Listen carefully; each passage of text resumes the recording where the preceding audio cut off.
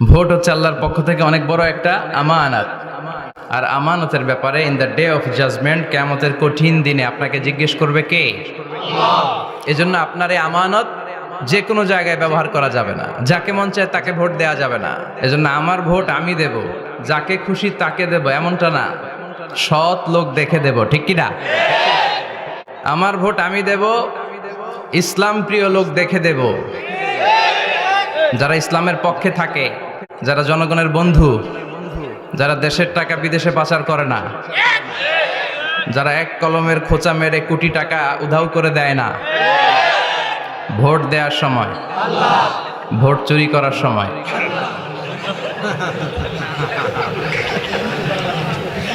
সব জায়গায় আল্লাহর প্রশংসা থাকার দরকার আছে না নাই? কিন্তু ভোট চুরি করা যাবে না, যাবে? ভোট হচ্ছে আল্লাহর পক্ষ থেকে অনেক বড় একটা আমানত। আর আমানতের ব্যাপারে in the day of judgment, কিয়ামতের কঠিন দিনে আপনাকে জিজ্ঞেস করবে কে?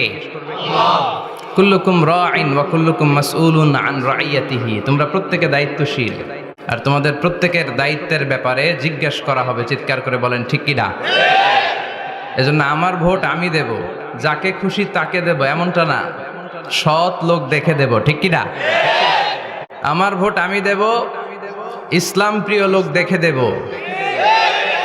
যারা ইসলামের পক্ষে থাকে, যারা জনগণের বন্ধু, যারা দেশের টাকা বিদেশে পাচার করে না, যারা এক কলমের খোঁচা মেরে কোটি টাকা উধাও করে দেয় না, যারা আমরা বন্যায় কষ্ট পেলে আমাদেরকে দেখতে আসে, এরকম নেতার দরকার আছে না নাই?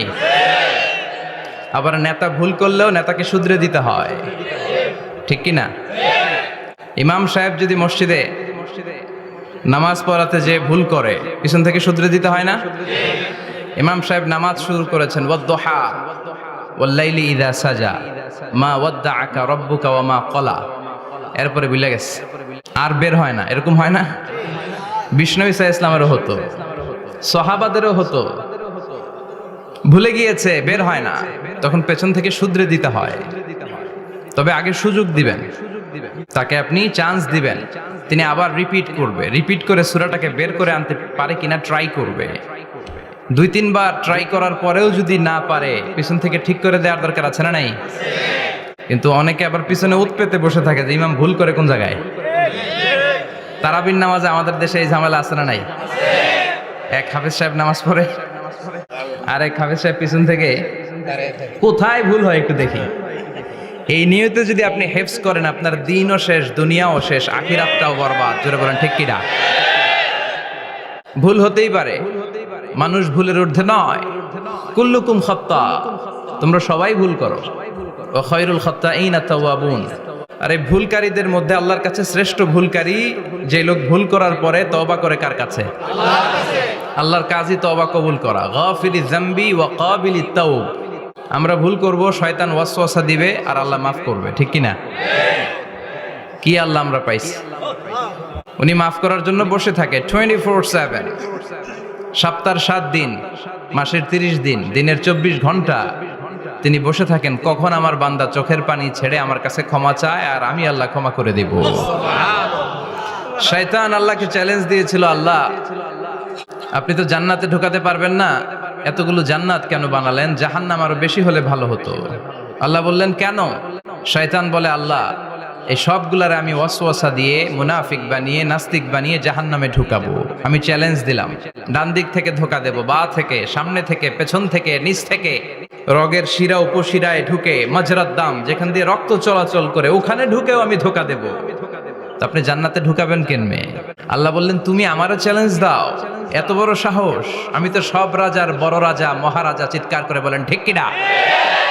মহারাজার সাথে চ্যালেঞ্জ দেয়া যায় না। তুমি আমাকে চ্যালেঞ্জ দাও, ওকে ডান, আই টেক ইউর চ্যালেঞ্জ। আমিও তোমার চ্যালেঞ্জ নিলাম। তুমি আজীবন ধোকা দিবা, আজীবন তুমি গোমরা করবা, বেনামাজি বানাবা, জালিম বানাবা, কিন্তু আমার বান্দা কোনো তাফসীরুল কোরআনের মাহফিলে এসে, কোন এক ওয়াক্তের নামাজে মসজিদে ঢুকে, অথবা মাঝরাতে ঘুম ভেঙে গেলে তাহাজ্জুদের জায়নামাজে চোখের পানি ছেড়ে যখন ক্ষমা চাইবে, আমি সব গুনাহ মাফ করে দেব। তুই কি করবি? চিৎকার করে পড়েন আল্লাহু আকবার। এজন্য ভুল নাই এমন কোনো মানুষ নাই, ভুল হয়নি শুধু নবীদের, এজন্য তারা মাসুম। আহলুস সুন্নাহ ওয়াল জামাআর ইতিকাদ হচ্ছে নবীদের কোনো ভুল নাই, ঠিক কি না? ছোটখাটো যে ব্যাপারগুলো ঘটেছিল সেগুলো আল্লাহ অবশিষ্ট থাকতে দেননি, সেগুলোকে আল্লাহ ঠিক করে দিয়েছেন। চিৎকার করে পড়েন সুবহানাল্লাহ। এজন্য ইমাম যদি ভুল করে আপনারা পেছন থেকে চান্স দিবেন ওনাকে শুধরে নেয়া, কিন্তু উনি শুধরে নিতে পারছেন না, তখন পেছন থেকে লোকমা দেওয়ার দরকার আছে না নাই? তো এই জন্য ইমাম যদি ভুল করে পেছন থেকে শুধরে দিতে হয়। ইমাম শব্দের অর্থ নেতা। মসজিদের যিনি ইমাম উনি আমাদের নেতা, আর সমাজে যারা থাকে তারা কি কয়? পাবলিক। এরাও নেতা। সমাজের নেতা তো আরো বড় নেতা, ঠিক কি না? নেতা যত বড় ভুল করার সম্ভাবনাও তত। এজন্য মসজিদের নেতাকে যেমনি আমরা শুধরে দিয়েছি, সমাজের নেতারাও ভুল করলে শুধরে দিতে হবে। চিল্লায় বলেন ঠিক কিনা? এজন্য আপনার এই আমানত যে কোনো জায়গায় ব্যবহার করা যাবে না, যাকে মন চায় তাকে ভোট দেওয়া যাবে না। ভালো লোক দেখে, আমরা বিএনপি বুঝি না, আওয়ামী লীগ বুঝি না, জাতীয় পার্টি বুঝি না, জামাত ইসলাম বুঝি না, ঐক্যফ্রন্ট বুঝি না, কিচ্ছু বুঝি না। আমরা সাধারণ মানুষ বুঝি, যারা ইসলাম প্রিয়, যারা কোরআন প্রিয়, যারা আল্লাহকে ভালোবাসে, যারা জনগণের সুখে দুঃখে থাকে, তাদেরকে আমরা ভোট দিয়ে জয়যুক্ত করব। চিৎকার করে বলেন ঠিক কিনা? আল্লাহ আমাদেরকে সহি সমঝ দান করুক, আমরা পড়ি আমিন। নির্বাচনের কারণে এত বড় গ্যাদারিং করা যায় না, আসলে এটা বাস্তবতা। কোত্থেকে কি হয়ে যায়, এজন্য অনেক জায়গায় অনুমতিও দিতে চায় না। আবার অনেক জায়গার জনপ্রতিনিধিদের আবার অ্যালার্জি আছে, এরা মাহফিলের নাম শুনলেই অ্যালার্জি শুরু হয়ে যায়, আছে না নাই?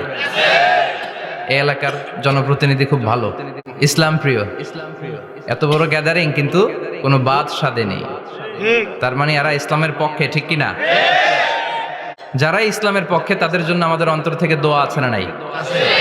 আর যারাই ইসলামের বিপক্ষে, whoever you are, I don't care, তুমি যেই হও না কেন, তুমি যদি ইসলামের বিপক্ষে যাও, তোমার জন্য আমার অন্তরে এক ফোঁটা দরদ নাই।